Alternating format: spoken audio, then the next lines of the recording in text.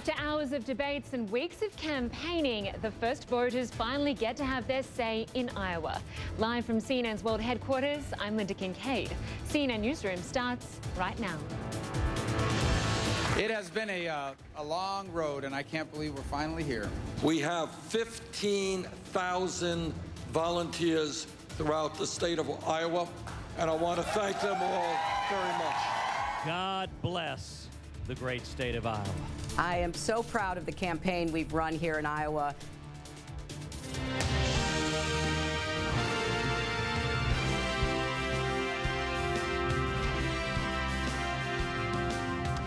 Hello everyone, we begin with the first real test of the US presidential campaign, the Iowa caucuses.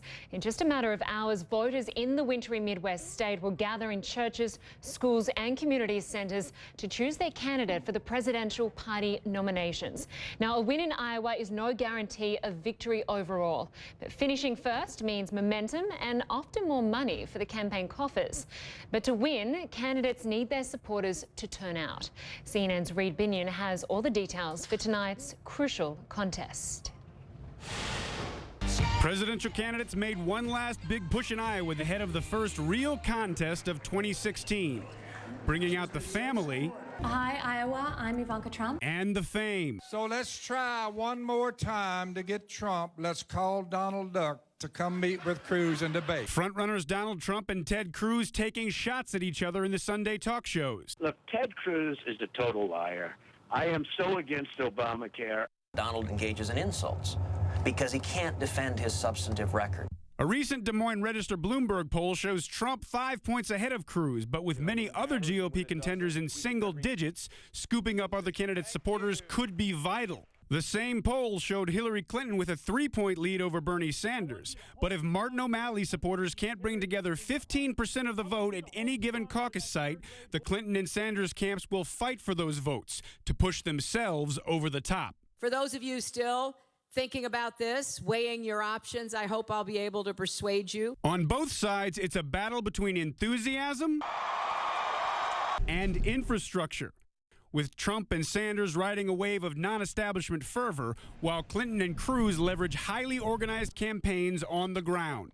I'm Reid Binion reporting. Here's the latest CNN poll of polls, which averages the 5 most recent surveys in Iowa. On the Democratic side, the race is a dead heat. Hillary Clinton is only 3 points ahead of Bernie Sanders. Republican frontrunner Donald Trump has a bit more lead against his closest competitors. He's 7 points ahead of Ted Cruz. Marco Rubio is third at 16 points. CNN politics reporter MJ Lee is live in Cedar Rapids, Iowa, where Donald Trump is rallying for the Republican vote. Good to have you with us. Now, it's about 5.5 hours before people start voting. The latest poll in Iowa shows that Trump has widened his lead against Ted Cruz. What are his spirits like today?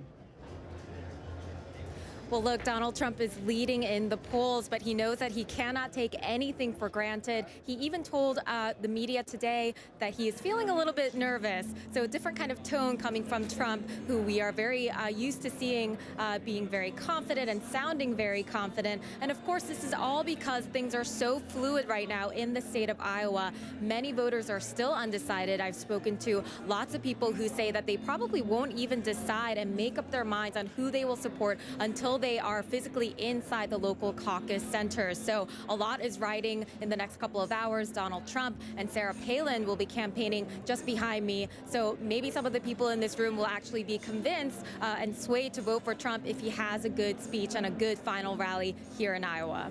And of course, MJ, so many analysts say a high turnout will in fact benefit Trump the most. We've seen this celebrity-type pandemonium at some of his events. How is he going to ensure that people come out tonight? Yeah, that's right. It is really hard to overstate how important turnout is today, especially for someone like Trump.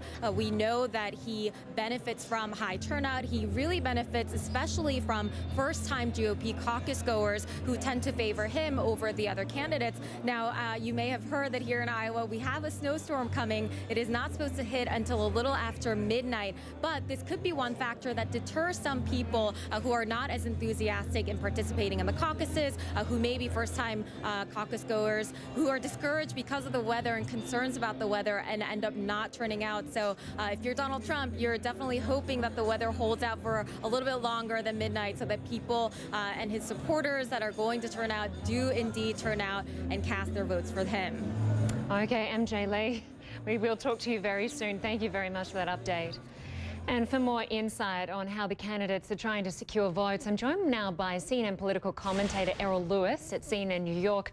Thanks for being with us. Now, the polls show it's very close between Hillary Clinton and Bernie Sanders. Sanders has, of course, called for free college tuition and has really connected with young people.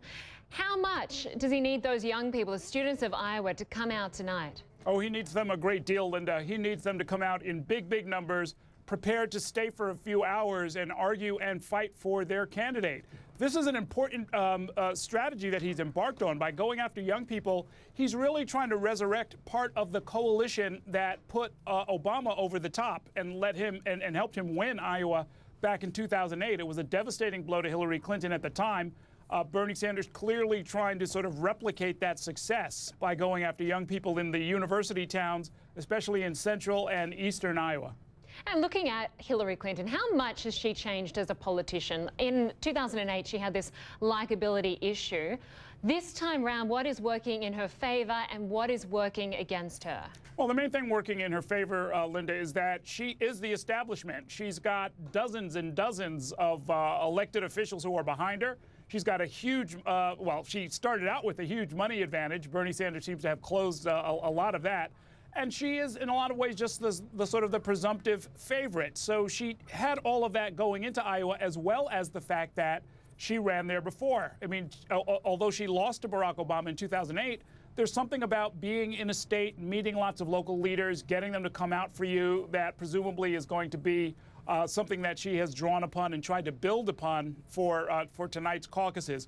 On the other hand, what she has also brought from before is this sense of needing to sort of temper people's hopes. I mean, you know, Obama was the hope and change candidate back in 2008, and it was often characterized as hope versus nope, because Clinton would say, well, let's be practical about this. And she's back to using that same message. I'm not quite sure why, but that is going to probably take a little bit of edge off of the excitement for her. And she certainly is playing the grandmother card this time round a lot more. Now, looking at the Republicans, the more moderate vote isn't as influential in Iowa. It seems Republicans like Jeb Bush and Chris Christie and John Kasich focusing more on the next round of voting in New Hampshire.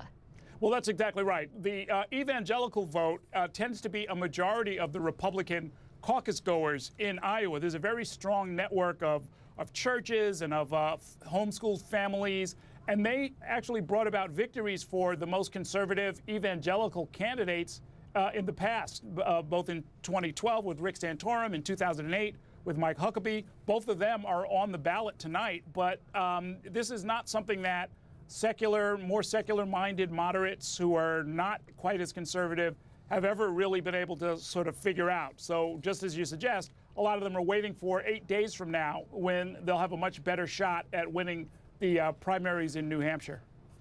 And looking at Iowa, if Ted Cruz doesn't win there, what could this mean for his campaign? This would be a devastating blow to Ted Cruz. This was as good as he was going to get. He is by far the most conservative member of Congress. He is by far the most conservative member of the field, frankly. And he made quite a lot of inroads and was leading Donald Trump by a substantial amount in the polls until just recently. They've been going at it neck and neck. They've been going at it in a very personal way. If he can't quite eke it out, his path to victory becomes a lot more complicated. It's by no means over. He has raised a ton of money, and conservatives do like him, including a lot of conservative radio hosts. But if he can't seal it with a victory tonight or a very, very close second, it'll be hard to see where he goes from there. Errol Lewis in New York, great to have your perspective on all of this. Thank you very much. Thank you, Linda. And the Iowa caucuses are, of course, a very unique process, and a variety of factors could influence Monday night's outcome. Our Jonathan Mann, host of CNN's Political Mann, joins us now on set. Good to have you with us. It's an exciting day, really. It is an exciting day. Now, you have studied the caucuses. You can explain for us the ins and outs of how it all works. It's quite a complicated system. Nobody can explain the ins and outs. It is just too complicated. But imagine the way you normally vote. A secret ballot in a small ballot area. It's exactly the opposite of that. And we have some animations that explain. Basically, what's going to happen in Iowa is that at exactly 7 p.m. local time, they will close the doors in gymnasiums and church halls, and people will gather and divide themselves up into groups depending on which candidate they support. They're physically going to be in different parts of each hall, and they'll spend the evening, this is for the Democrats, talking and switching places again, so that the different groups of supporters will have a chance to talk, debate, convince, and then switch places again. And so what the whole evening is going to consist of for Democrats is literally trying to pull bodies from one corner of the room into their own corner of the room. For the Republicans, it's much simpler. There's a hall, there's a debate, but they vote. For the Democrats, it goes on and on for hours until someone finally wins. In our little model debate, our avatars, George Washington has won. And the winners get cupcakes. And the winners, well, they do use food to try and tempt each other. They try and use everything they can to try and bring people over. But it will be people voting in a group with their neighbors, with their friends, with their employers, or with their employees. Nothing secret about it, and so it's very hard to predict because the personal dynamic of every caucus meeting is different, and there are 1,681 caucus meetings tonight. So if you're a Democratic supporter, you need a few hours up your sleeve tonight. Yeah. What is going to impact voter turnout? What did we see last time? What will we see tonight? Well, the first thing that's going to impact voter turnout is what you've just described. Anywhere else in the Democratic world, when you go and vote, you have to stand in line for a little while, you drop your ballot in, you leave. Some people don't want to spend 3 hours on a snowy night. Snow is the next thing. You've talked about the weather already. If you're an older voter, if you don't have a good place to park, if you can't get a babysitter, there's no absentee ballots in Iowa. There's no chance for industrial workers with late shifts. There's no chance for moms who can't find babysitters. All those things impact turnout.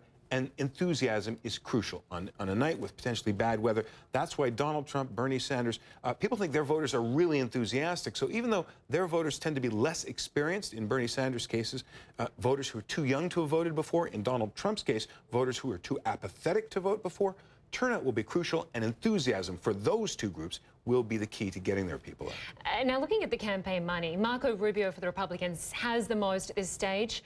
With the Democrats, it's Clinton and Sanders about neck and neck with about $33 million. Whoever wins Iowa, will they be guaranteed to have people coming at them with checks? They probably will, but the astonishing thing about how different this particular race has been is that the money doesn't matter. Donald Trump has taken only a tiny amount of money, if any, according to his way of defining contributions, but he's doing fabulously with virtually no money. Hillary Clinton is leading all the candidates, but she's having a lot of trouble defeating Bernie Sanders, who's getting a substantial amount of money, even though you wouldn't think of him as a guy who's getting big checks. He's getting small checks, but he's getting an awful lot of them. So the strange thing is it's easy to think that money really determines success in American politics. They move together. The more voters you have, the more money you tend to get on the Democratic side. Bernie Sanders, it's got an awful lot of enthusiastic support, so he's getting an awful lot of little checks. Hillary Clinton has the enthusiasm problem, but she's getting big checks. It tends to even out. And Jeb Bush on the Republican side, I think, does better than anyone, and yet he's doing really, really badly compared to how people expected. So money won't explain it. Money doesn't always talk. No. All right. John Mann, thanks so much for joining us. Thing. Well, a long night ahead for the candidates in Iowa and those watching right across the world. And CNN is there for all of it. Our coverage begins at 10 p.m. tonight in London. That's 6 a.m. Hong Kong time, only on CNN.